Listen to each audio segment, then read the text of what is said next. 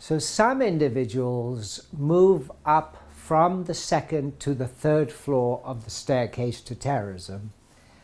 These individuals have been not only frustrated, they feel very anxious and uncomfortable about their situation, and they have been directed to particular targets. They move up to the third floor, where the main psychological process is disengagement from morality of the rest of us, the majority, the kind of morality that says killing is wrong, that terrorism is wrong, and they become gradually engaged with a morality that says, under some conditions at least, terrorism is justified. So some individuals adopt this morality that says, if you can't fight them in any other way, terrorism is justified, that it is something that you can do as a means to an end.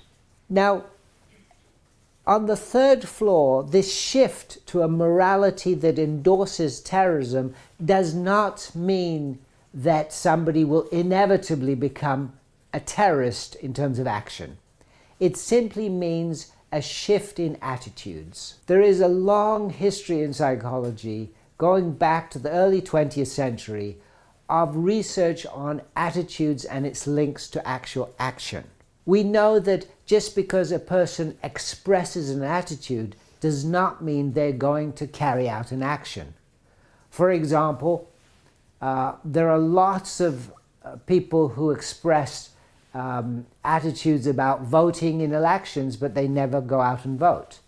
There are people who make threats, but they don't carry out those threats. So just because there is an endorsement of terrorism on the moral level doesn't mean the person is going to go out and carry out the action.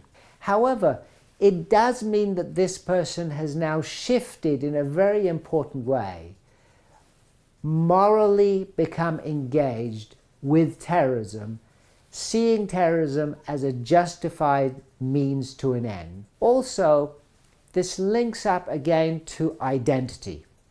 Throughout the staircase to terrorism, a very important theme is threatened identity.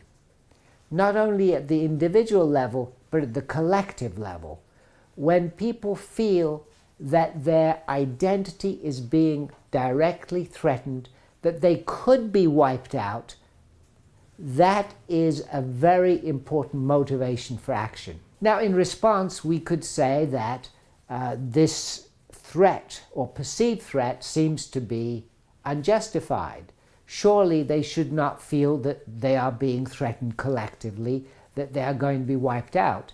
However, history shows that there are a lot of very good reasons for certain groups to feel threatened.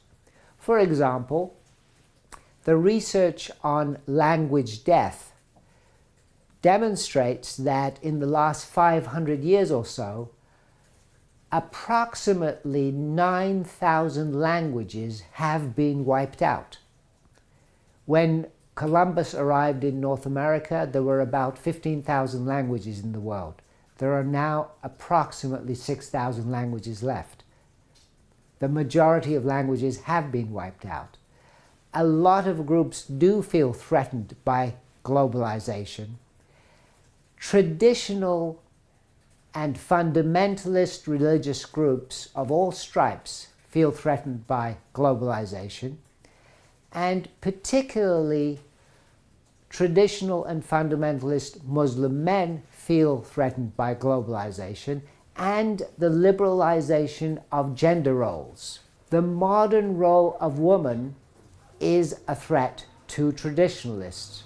Some individuals who have now become engaged with the morality endorsing terrorism on the third floor move up to the fourth floor.